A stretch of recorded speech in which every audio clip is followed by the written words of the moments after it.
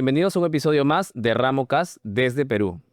Estamos en el 5º episodio y en esta oportunidad tengo el gusto de conversar con Paulo Manso, quien es Accounting Tax Manager en una reconocida empresa, TMF Group, una empresa multinacional en la cual él participa como gerente de contabilidad. Paulo tenía una excelente trayectoria en el mundo corporativo. Él ha participado en diferentes compañías de renombre como BSP y otros grupos como Credit Corp Capital, Banco de Crédito, entre otros. Paulo, es un gusto tenerte el día de hoy con nosotros aquí en RamoCast. Bienvenido. Hola José Luis, el gusto es mío. Vamos a ver cómo nos va el día de hoy. Gracias por la invitación. Gracias a ti por participar. Este es un espacio donde intercambiamos ideas y opiniones con líderes como tú. Y con esta vasta trayectoria que tú tienes en el mundo corporativo, quisiera que me cuentes un poquito qué te motivó a insertarte dentro de este mundo. Tú soñaste desde pequeño estar en una compañía como TMF y ser parte de un grupo corporativo. Cuéntame un No, poco. no, no, en realidad no. Yo, si hablamos de mis sueños, soñaba con jugar fútbol en Europa. Ok, Nada que ver con el mundo corporativo. Por ahí algo de ingeniería, porque he crecido en la urbanización ingeniería frente a la uni, así que siempre lo tuve muy de cerca como presente. Pero la vida me llevó a San Marcos, terminé ingresando dentro de los primeros 10 puestos en contabilidad, muy joven, como a los 15 años, y después pues ahí comencé mi carrera por el Banco de Crédito, estuve como 10 años en el grupo Credit Corp y luego, bueno, heme aquí en este podcast. Bueno, actualmente trabajo en TMF, como tú bien lo dijiste, es una empresa transnacional de servicios de outsourcing financiero. el destino te encontró con el mundo corporativo. Sí, sí, tal cual, tal cual. Me alejó de la pelota. Pero eres un aficionado todavía. Sí, sí, me gusta mucho. Voy de cuando en cuando al estadio y sigo a la selección sobre todo. Tú que eres contador de profesión, Sí. cuéntame un poquito, ¿no? ¿Cómo es la vida de un contador en el día a día? Yo tengo, bueno, gracias a Ramo, tenemos siempre como key users a los contadores en los proyectos de implementación, ¿no? Pero cuéntale a la audiencia, ¿cómo es la vida de un contador? Mira, hoy por hoy la dinámica o la vida de un contador en su día a día ha cobrado un diferencial muy importante. Ahora el contador se centra mucho en el análisis y en los entregables. Digamos que el contador de antaño se centraba mucho en la preparación de la información, en el registro. Esto ha evolucionado de manera muy potente en los últimos años gracias a las automatizaciones. Ahora tenemos a la inteligencia artificial, tenemos a las macros que vienen desde hace tiempo, digamos, reduciendo la tarea manual, ¿no?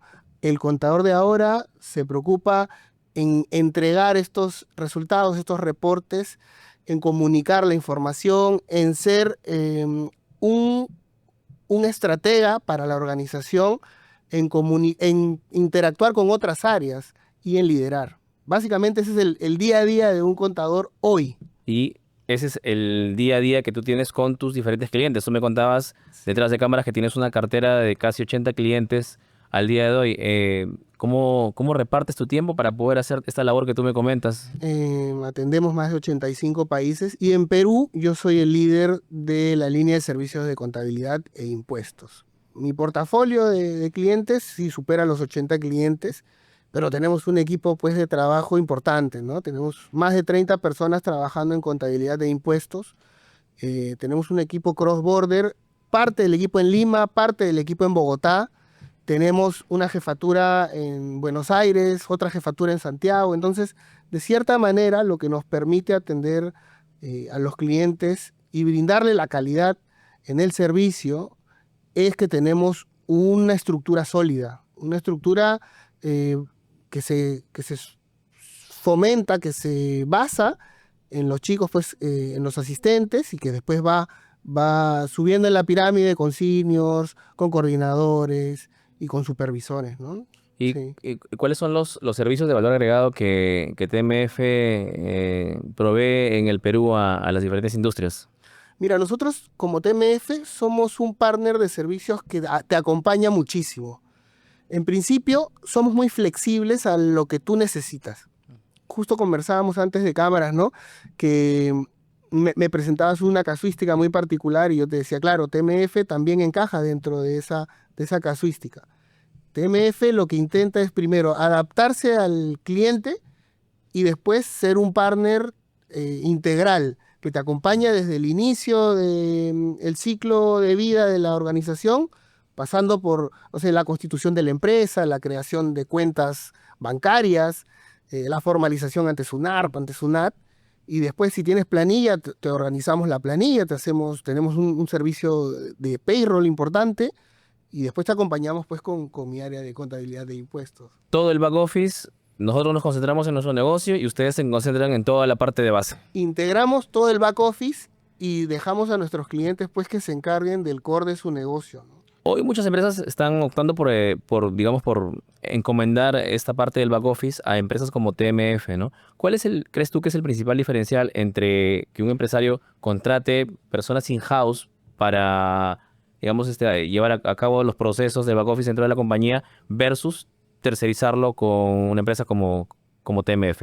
El costo. El costo es el principal diferencial en esta toma de decisiones. Porque si tú tienes un equipo in-house, no solamente tienes el costo de tu planilla, ¿no? Tienes el costo del riesgo, tienes el costo hundido de generarle algún problema dentro de tu compañía al tener un equipo que no es el core del negocio. Tienes que tener a las personas adecuadas, tienes que tener al equipo adecuado.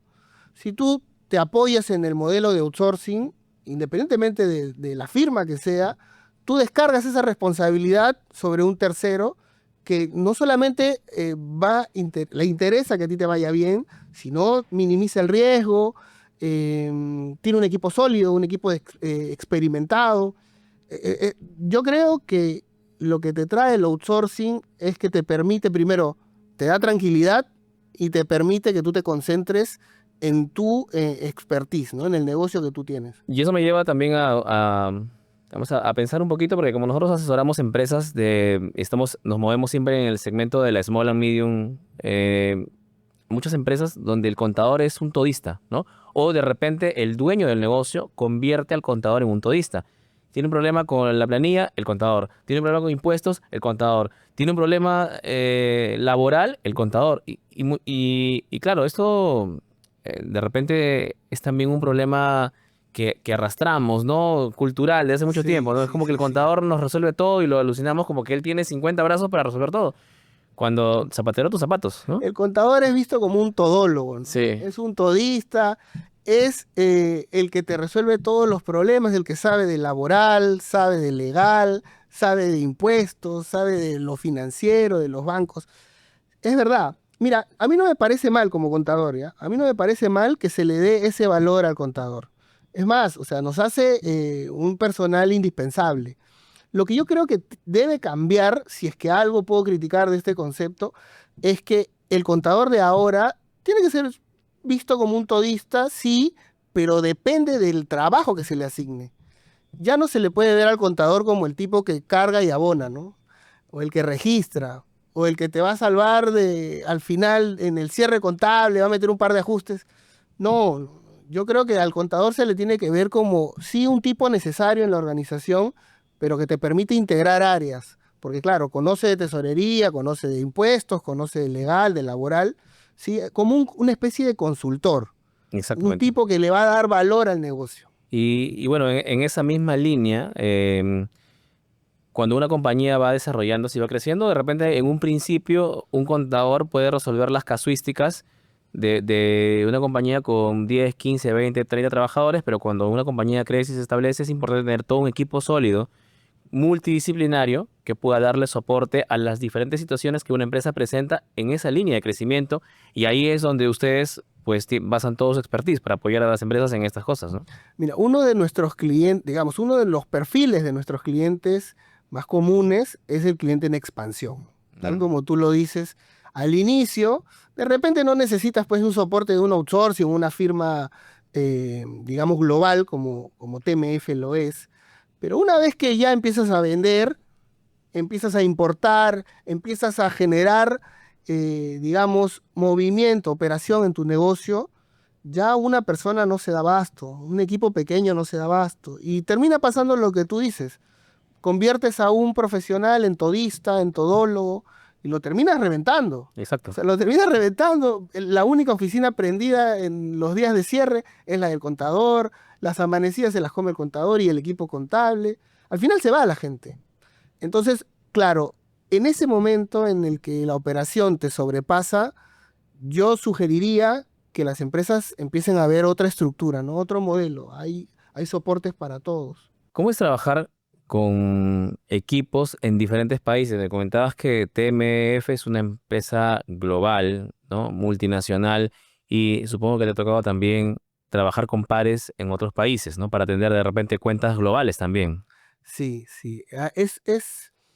Es una moneda de dos caras, ¿no? Es muy retador por un lado y es muy enriquecedor por otro. Retador porque la filosofía y la idiosincrasia de otros países te obligan a adaptarte a su manera de trabajar. Hay gente, el peruano pues es muy acostumbrado al compromiso, a la responsabilidad, es muy camiseta. En otros países cumplen la hora de trabajo y se van para su casa Me ha y ya tocado. está. Pues mire, ya ves, incluso hay otros países que son más cortantes a la hora de comunicar, te mandan un correo con una frase y como peruano que te gusta escribir en diminutivo, te gusta escribir saludos cordiales y todo lo que te enseñaron en la universidad de cómo se escribe un correo, te sientes pues como un poco desubicado, ¿no? Así que hay un costo cultural potente cuando trabajas en digamos, en un universo cross-border o multipaís, pero también hay mucho que aprender, porque hay muy buenas, digamos, maneras de trabajar en otros lugares, ¿no? En otras latitudes. Y entonces lo que nosotros tratamos de hacer es, primero, ser un poco de mente abierta para poder captar esas buenas prácticas que se dan en otras latitudes, adaptarlas a nuestra forma de trabajar y replicarlas pues en los países que se consideran, ¿no? Y en este, digamos, en este cruce cultural con tus pares en otros países donde has tenido que trabajar de repente con ellos en conjunto para atender cuentas globales, aquí también nos pasa mucho. eh, ¿Cuáles dirías que son los principales puntos de dolor que las empresas afrontan en Latinoamérica, ¿no? Afrontan en su crecimiento en el día a día, en lo que ustedes han podido observar? Bueno, la TAM está bendecida pues con los temas políticos y los temas fiscales, ¿no? O Sí. sea, cada regulador fiscal tiene su manera de trabajar. Al final es lo mismo. O sea, el withholding o el no domiciliado es lo mismo. El IVA, el VAT para los americanos, el IGB para los peruanos, es lo mismo. Nosotros tenemos ciertas particularidades como las detracciones, ¿no? Que cuando tú las quieres, le quieres comentar a un extranjero, Percepciones, retenciones, pero sí. sobre todo las detracciones Bueno, no te entienden qué es, sí. suena como a confiscatorio.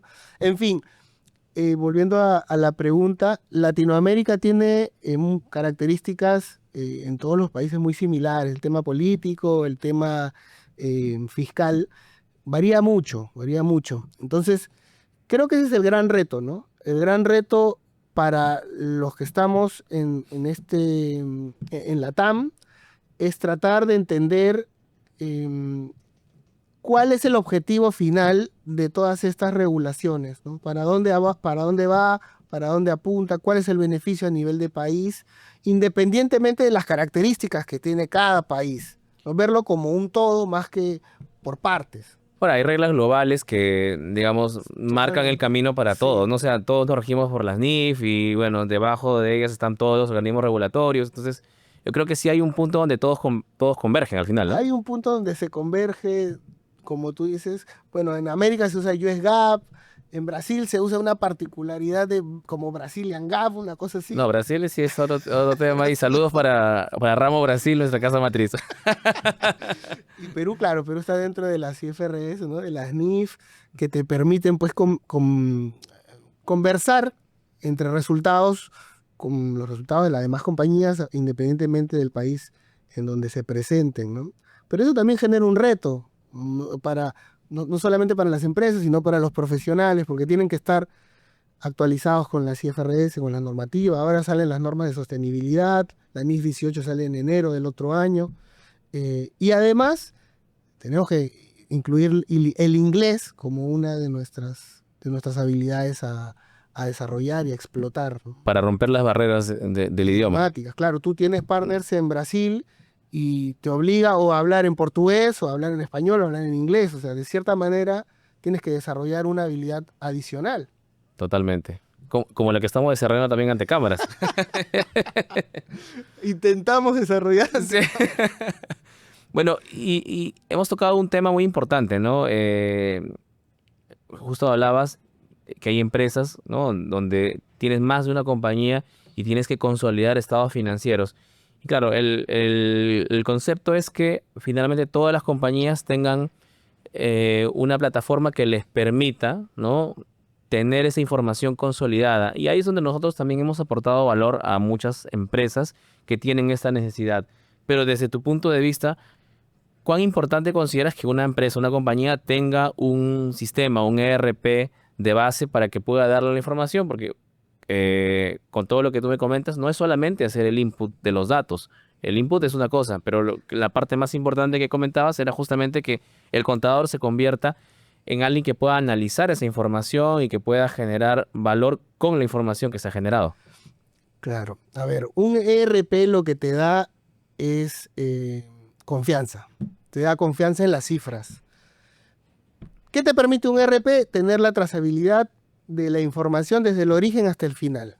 Trazabilidad, bueno, para que no maneje este término, es que te permite tener una bitácora de los movimientos que ha tenido esa cifra en todo el proceso. Desde que ingresó mediante una factura, si alguien la procesó, aparece quién procesó ese dato, qué usuario, a qué hora, quién lo cambió, quién lo movió. Entonces, esa trazabilidad, tener ese análisis, te permite tener certeza del dato final. Con cualquier otro sistema que no sea un ERP, tú tienes un sistema en el equipo de contabilidad, tienes un sistema para comercial, tienes un sistema en tesorería, tienes un sistema en finanzas. Entonces, hay varios ingresos de información, varios traslados de información, varios momentos en donde se carga esa información. No hay trazabilidad. Cada sistema se maneja a su manera, con los horarios que contempla cada equipo. Y yo creo que lo que un ERP te da es confianza, ¿no? Y eso te lleva a otro nivel, te lleva a preocuparte en otras cosas. Sobre la base de un ERP, justamente donde tú mencionas, tener confianza, tener integración de procesos, tener la información que se comunica en línea entre procesos, entre áreas, ¿no? Hay una capa adicional de arriba que está la inteligencia de negocios, donde ya puedo explotar toda esa información. Y tú has tenido oportunidad de poder interactuar con dashboard de tus clientes, con KPIs, indicadores que son generados a través del ERP. Y sobre eso también has visto también cómo la inteligencia artificial está cambiando un poquito, digamos, las reglas de juego en los sistemas. Sí, y qué importante que toquemos este tema porque está muy en boga. La inteligencia artificial ya entró, ya está dentro del mercado peruano, ¿no? Ahora, está, digamos, para el back office, que es donde yo me movilizo, está en una etapa bastante prematura. Está dando sus primeros pasos. Está dando sus primeros pasos, ¿no? ¿Por qué? Porque las empresas, si van a adquirir un desarrollo, un software para la corporación, probablemente lo destinen para el área comercial, para el front, ¿no? De repente para el middle office, pero para el back office va a demorar, va a demorar. Lo que yo he visto ahora, justo estaba llevando un pequeño curso de IA en la contabilidad y finanzas, es que no te dan la data en Excel, te dan el software, ya sea Gemini, ChatGPT, Copilot, y lo que hacen es te enseñan con un prompt a transformar esa información en un output, ya sea un dashboard, bueno, un Excel que te permite armar un dashboard. O sea, te lleva la data de un Excel a un dashboard. Ahí estamos. L- o sea, ¿para qué sirve esto o cuál es la alerta que debemos tener los que trabajamos en este medio? Eh, es que va a llegar un momento en donde las empresas digan, oye, vamos a comprar este software, vamos a comprar esta IA para el back office. ¿Quién de acá sabe implementar IA en la empresa? ¿Quién ha trabajado en una implementación, ya no de IA, de algún ERP? ¿Quién sabe manejar ERPs? ¿Quién se siente cómodo con nuevas tecnologías? ¿Quién ha llevado un curso? O sea, es el momento para abrir nuestra mente y empezar a adaptarnos, a entender, a caminar en este mundo nuevo, en este mundo de nuevas tecnologías. No para hacernos expertos, porque en verdad no se necesitan expertos, al menos en el back office, pero sí se necesita gente que tenga la capacidad de adaptarse y de abrir su mente, de entender, de aprender, ¿no? El mundo ya está cambiando, como tú dices, o ya cambió y está dando pasos en temas de inteligencia artificial. Escuchaba también que hay compañías, obviamente compañías globales, ¿no? Que tienen un presupuesto como para poder invertir en ciertos procesos, ¿no? Que ya están transformando equipos en agentes de inteligencia artificial.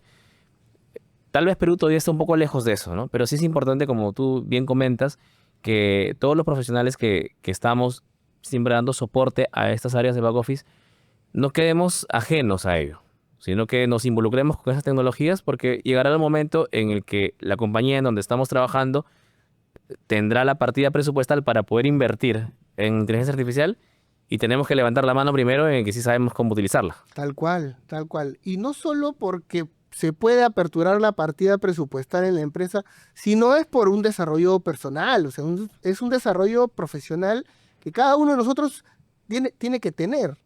Si el mundo se mueve o la tendencia mundial va para un lado, nosotros tenemos que ir para ese lado, aprender las herramientas que nos permiten ir para ese lado, esperando el momento, ya sea en la organización donde estás, en otra organización o de otra forma, ¿no? Sí, justamente en ello, hace 2 meses tuvimos un evento para nuestros clientes, en febrero, y presentamos una solución de inteligencia artificial donde la persona que va a pedir el reporte no tiene que decirle a la persona de sistema, desarrollame tal reporte, mira, ahora el banco me está pidiendo el estado financiero de esta forma, ahora lo quiero así, así, sino más bien tú le escribes a la herramienta y la herramienta te hace el dashboard tal cual como tú se la pides. Tú escribes en lenguaje natural y no necesitas tener una persona. Claro, detrás ya hubo una, digamos, una preparación de la metadata para que puedas tener esta simplicidad de poder escribir, pero, o sea, la inteligencia artificial puede ayudar también al back office, definitivamente. Y va a llegar el momento en donde va a entrar con mucha fuerza.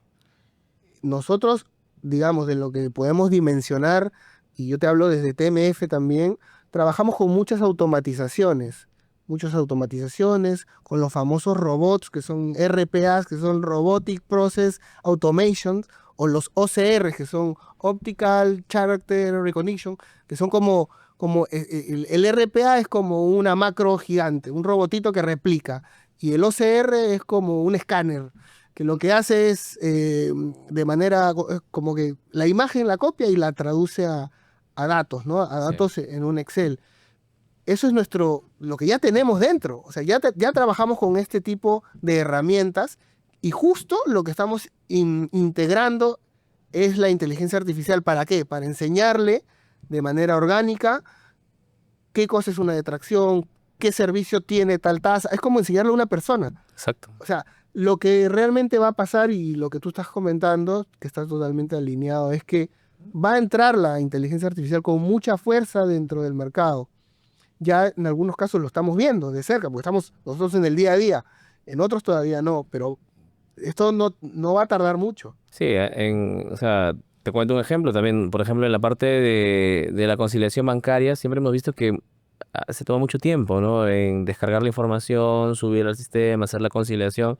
Y con RPA, algo que también nosotros tenemos es de hacer ese proceso de descarga de la información, preparar la información, dejarla lista, hacer el upload y luego cruzar la data que el banco exportó con la data del sistema. O sea, eso es algo que tranquilamente se puede hacer con herramientas muy simples de RPA. Mira, la conciliación bancaria es de los mejores ejemplos porque es una actividad muy repetitiva y claro, con un RPA que machea la data de un lado con la data del otro lado, simplificas un montón y eliminas un montón de tiempo operativo, básicamente, ¿no? Un tiempo operativo. Y para el OCR, un ejemplo que usamos típicamente es la rendición de gastos, ¿no? Tú le das dinero a un empleado porque tiene que ir a una comisión de trabajo y él viene con un montón de facturas. ¿Y qué hacían antes? Toma contabilidad. Ahí está, tú encárgate Un de... bloque. Claro, ok, si son 5 genial, pero si son 200 facturas por empleado y son, no sé, 120 empleados, ese tiempo se puede optimizar tranquilamente con un sistema OCR, algo que tenemos también incorporado con SAP Business One para poder Un lector. tomar los datos y Claro. convertirlos en un documento. Genial, ¿no? Es más, nosotros tenemos clientes de todo tipo, entre ellas tenemos mineras, y bueno, de los yacimientos mineros nos llegan pues los blotters de comprobantes de gastos, ¿no? Gastos de representación o gastos de personal. Y antes, como tú dices, era un mundo, ¿no? Era anillarlos, tenerlos en un file, tenerlos... Pero ahora ya no, ya el mundo cambió. Ya el mundo cambió y es el momento del que no se subió a la ola, se tiene que subir este año sí o sí, y no solo a nivel personal, sino a nivel de empresa, ¿no? Tiene que tener la mente abierta y conocer qué es lo que hay en el mercado, qué es lo que te ofrece el mercado como soluciones. Y un poco como para ir encaminados al cierre de esta bonita charla, ¿cuál sería ese mensaje que tú le puedes dejar a tus colegas con respecto justamente a este cambio que estamos viviendo hoy en día de las nuevas tecnologías? Uy, mis colegas, no me vean, que no me vean. Mis colegas, yo los quiero mucho. Yo soy sanmarquino, tengo muchos contactos, muchos amigos en Big Four, en empresas transnacionales. Nos juntamos de cuando en cuando. Yo creo, sin ánimo de herir susceptibilidades, yo creo que hay que trabajar eh, en tres flancos de manera contundente. Y ya me siento un candidato a la Sí, presidencia. ya te veo que no. Primero, automatizaciones.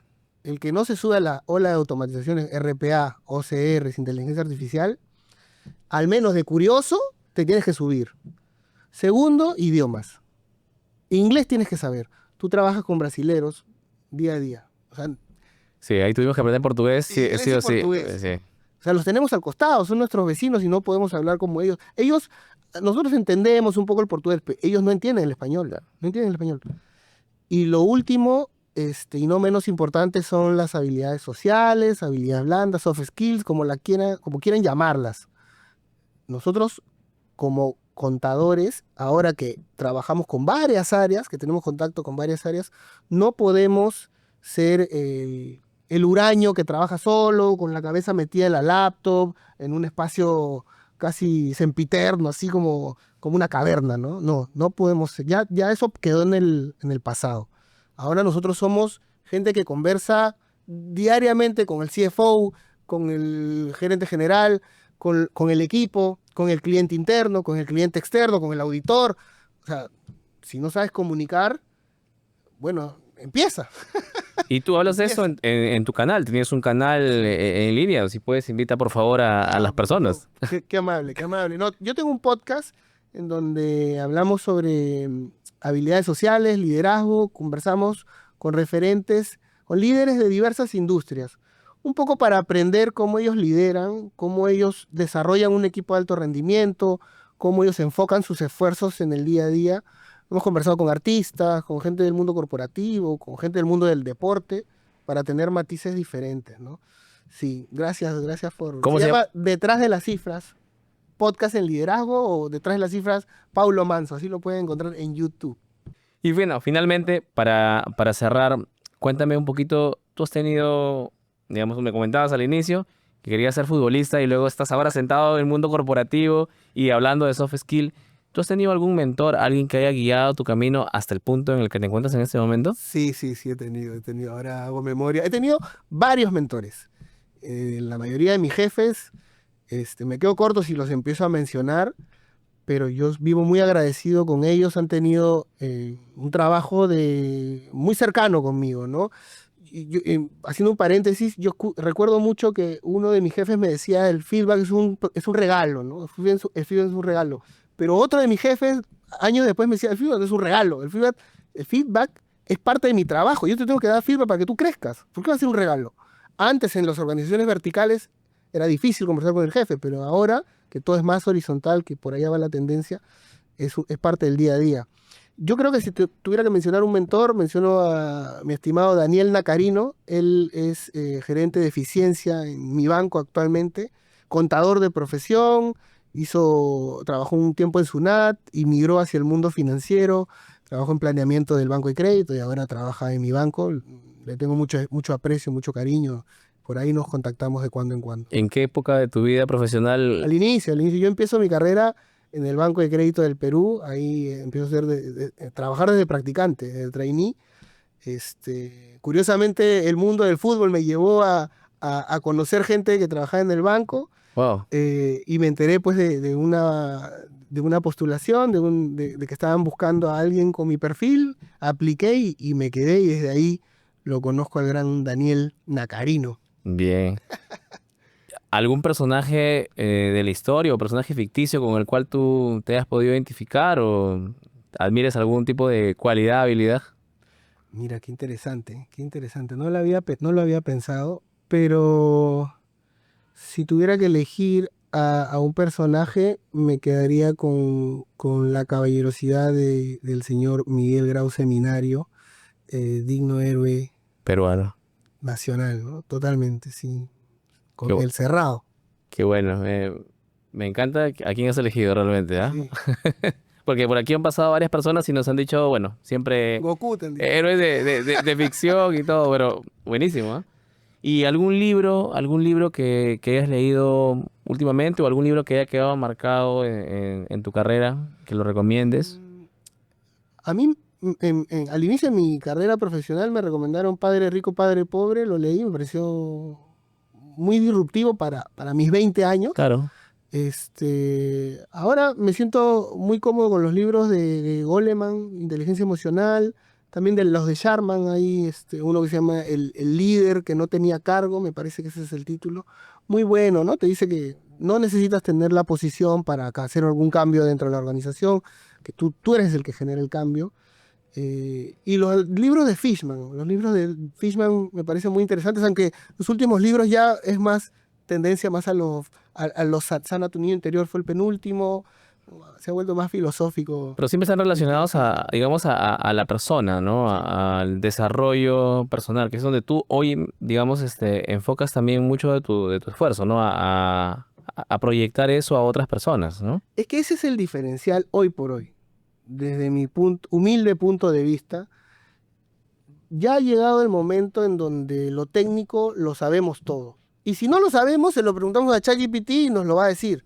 O sea, ¿cómo, no sé, se maneja la NIS 12?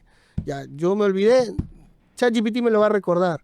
El gran diferencial, aunque a la gente, a mis colegas les cueste un poco entender, y a chicos de otras profesiones también, son las habilidades sociales, las habilidades de comunicación, el entender, pero no solamente es hablar mejor o ser muy empático, ¿no? Ponerme en el lugar del otro, no, es entender cómo todas esas habilidades te permiten desarrollarte en el mundo corporativo. El mundo corporativo tiene su dinámica y si tú no encajas en esa dinámica, no vas a avanzar. Tienes que entender, tienes que leer el partido desde fuera, tienes que saber cómo posicionarte, cómo conversar, cómo comunicar.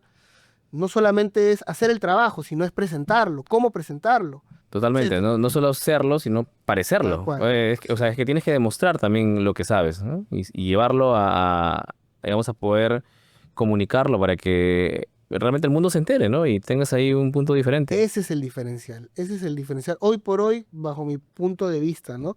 Claro que lo técnico siempre está ahí, o sea, siempre es nuestra base, ¿no? Sobre todo en los contadores, que como tú bien decías, tenemos que saber un poquito de todo o mucho de todo. Pero lo que realmente va a generar una diferencia es lo demás, ¿no? Las habilidades sociales, el liderazgo, cómo conectas, cómo empatizas, cómo formas un equipo, cómo te preocupas por la gente, etcétera. Bueno, ya lo saben, ¿no? Muy importante desarrollar estos skills en esta época en la que es muy importante comunicar y utilizar ese tipo de plataformas también, ¿no? Para poder hablar un poco de la experiencia. Es súper importante, yo creo. Sí, y es de un feedback constante, ¿no? Es una retroalimentación. Esta conversación ha sido muy enriquecedora para mí. Espero que haya sido también para ti. Totalmente. Y espero que también lo sea para nuestra audiencia. Paulo, estoy muy agradecido de que estés por aquí en este espacio. Esta es tu casa, cuando quieras. Y muchas gracias a todas las personas que nos han visto. No sé si quieres dejar un mensaje de cierre y, por favor. Gracias a ti, José Luis. Em, el mensaje sería, mira, si tú eres un CFO, un controller, un gerente financiero y realmente quieres impregnar un cambio en tu organización, o sea, tienes que tener mente abierta y hacer algo diferente. Piensa en otros modelos, piensa en otros sistemas, piensa en integrar sistemas. Piensa en Sabine Juan. Tienes el SAP Business One, o sea, ¿para qué vas a tener 5 sistemas en 5 áreas diferentes? Tienes el modelo de outsourcing. ¿Para qué vas a tener un equipo que hace cosas que tú no tienes ni idea de cómo funcionan, de cuáles son los riesgos de complicarte con esas situaciones, con esas actividades, con esos entregables? ¿No? Tener problemas. SUNAT es uno de los entes fiscales más complicados de la región. Déjaselo a alguien que sabe, déjaselo a los expertos y vas a minimizar el costo. De- Finalmente, tú como CFO, como controller, como ente ejecutor, como personal de cambio que genera cambios, te miden por el valor, ¿no? El dinero, lo que has podido generar. Y esto genera valor. Esto te minimiza costos. De repente no los ves a corto plazo, pero a largo plazo lo vas a ver. Y para los dueños de negocio, concéntrate en tu core de negocio y deja que el resto lo vean los expertos. Déjamelo a mí. Déjaselo a Paulo. Bueno, muchísimas gracias, Paulo. Gracias a toda la audiencia. Nos encontramos en un próximo episodio de Ramo Casa en Perú.